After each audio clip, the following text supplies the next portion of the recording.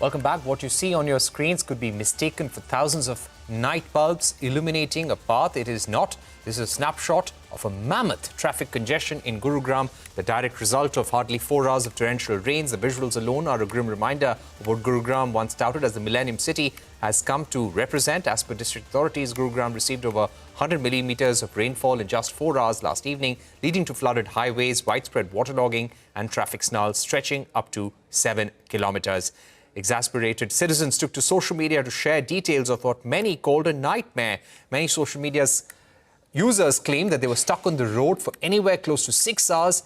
These bring us to some very basic questions. Why does a city which houses some of India's super rich and boasts of an IT hub come down on its knees year after year with barely hours of rain?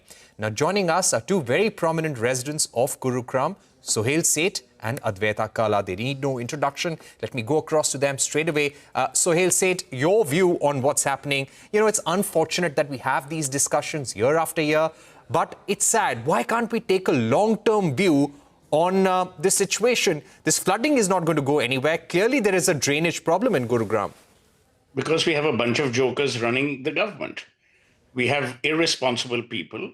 The citizens are equally vacuous by electing these jokers term after term after seeing the rubbish that they do. So we are in a, I don't blame the government. The stupid people are the ones who actually elect these jokers. This is a third-term BJP government. The Prime Minister has gone on record. His first ever public program in 2014 was Swachh Bharat. And these people have ignored that very simple directive. You tell me, does it take rocket science to clean the drains? Does it take rocket science to maintain sewage systems? No, it doesn't. Don't we know that there's a monsoon which is an annual feature? What are we surprised about? We are surprised because the nexus between builder, government, municipality has been existing even before the BJP. So, when the Congress jokers say that, oh, actually, it's a BJP issue. It is a political party builder nexus issue which has been playing for ages. Everyone is in denial because it's a bloody cozy club. You scratch my back, I scratch yours. Right now, you can't even scratch your back because you're underwater. So the reality is, until we speak up, no one will do a damn. On July 18th, right, in a program, I went to town and I said, Gurugram is a national shame. I've had to amend it. It is an international shame. You have some of the largest companies headquartered here, both MNCs and domestic. You have some of the most important CEOs and influential people staying here. And this is what you give them? What do they tell their principals in Atlanta or in Dallas or in Chicago? Sorry, we couldn't go to work because we would have to otherwise wade through flooded waters. You have absolute no empathy. These are a bunch of scoundrels who are running this government. They need to be arrested. They need to be behind bars. The judges don't care because the judges live in fancy homes. Their homes don't get flooded. Right. The day a judge's home gets flooded, watch what happens. The day a chief minister... Sohail, I'm going to come back to you. Those are important points of a citizen, of course, who's very, very upset with the situation. I'm not upset. I'm very logical. Year after year. I'm not upset. Yeah. I know this nonsense repeats itself. Absolutely. Absolutely. Advaita, if I can get you in, there have been a lot of residents who've been stuck. They've been putting across their experiences on social media. Now, what do we do for a long-term basis? Because this needs proper planning. Gurugram, everyone says, has been built without proper planning as far as the drains are concerned, as far as where the water will go during monsoons. How can we start working on a war footing to correct all of this? Does there seem to be any way out? If Congress created this mess, BJP has done a fine job of maintaining it. That's the bottom line. And frankly, at this stage, we're so frustrated that even turning to the government doesn't seem like a viable option because we've done this repeatedly year after year. Every time that we encounter this issue, we have raised our voices. We've done these debates. The media has stood by the citizen and highlighted these issues, but nothing seems to move them. Nothing at all. They're just waiting for the rain spell to get over and people to move on. I mean, it was so embarrassing. 2 weeks ago, we had expats who live in this town take to the streets and start cleaning garbage, picking it up. This is the desperation that we have reached now. And no one seems to be listening. A month ago, when we had a similar kind of deluge, two people lost their lives, one because of electrocution.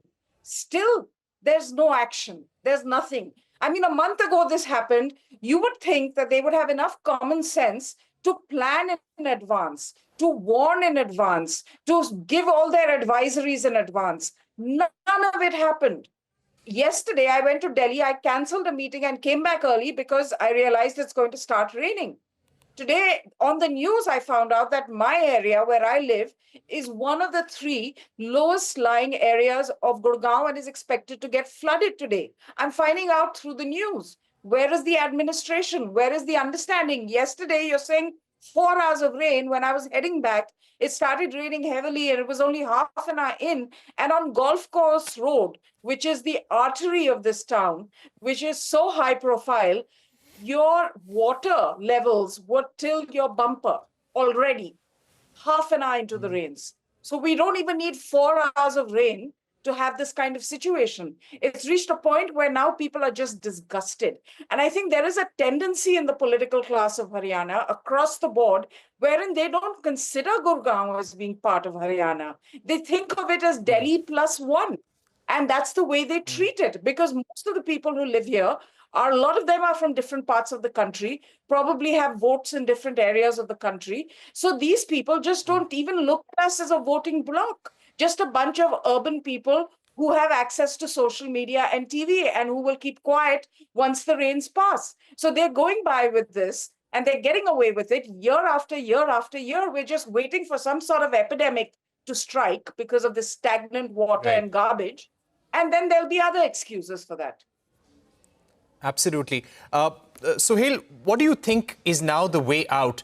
You know, considering there has been so much of construction, so many buildings which have been made over the last 30 years, over successive governments, it's very difficult to start correcting what's going wrong. It will probably need a very strong political direction. And if the political direction is not coming, do you think the courts now need to intervene? Do you think citizens like you have to approach the Supreme Court with a public interest litigation saying that please set up a committee, get things going to correct this in the long term?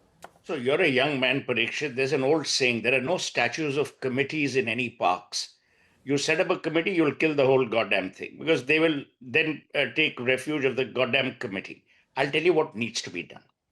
Number one, the Prime Minister needs to sack Manohar Lal Khattar from the Union Cabinet and Naib Singh Saini as Haryana Chief Minister. That will send a signal to the bureaucracy. See, to be fair to Naib Singh Saini, it's a year that he's taken over. The essential rot was Huda followed by Khattar. Khattar, by the way, for screwing up Gurugram, has got a promotion. He's now in the Union Cabinet, so now he can screw up the whole country. This is how beautifully we work. Now, no one is blaming Khattar because Khattar will, he's in the Union Cabinet. But let me tell you, the Prime Minister is not, he may seem silent, but don't think he doesn't know. And he will crack the whip, and he will crack the whip with immediacy, as he should. Number two, the bureaucracy. Let me tell you, the heroes last night were the ones from the Gurugram police. Whether it was the traffic police or whoever it was. They were the ones out. IS officers, absolutely useless to my mind. The DC of Gurugram sends out a tweet saying, there have been rains and there have been floods. There'll be more rains and there'll be more floods. So please stay at home. Wow. As if we are blind. Obviously, it has rained and obviously it has flooded. Are you telling us post facto? A, B, what happens to the daily wager? What happens to office goers? Forget every goddamn thing. These are a bunch of insensitive scoundrels. Gurugram has 6 hospitals. What if there are emergencies? What if people need to go to a hospital? What will you do with ambulances? These chaps should be skinned alive. If I were running this country, I would skin them alive. Because this is what these people have done. They're a body blow to shame and they're a body blow to empathy. They have none. You tell me, tomorrow someone dies. Advaita talked about 2 citizens who passed away. Is there any accountability? I'm not saying IAS officer 1 is wrong or 2. And by the way, the same Indian Administrative Services people, whether it is Lucknow or Indore, are doing a stunning job. Why can't they do one here? Why is Gurugram only seen as a repository of making money?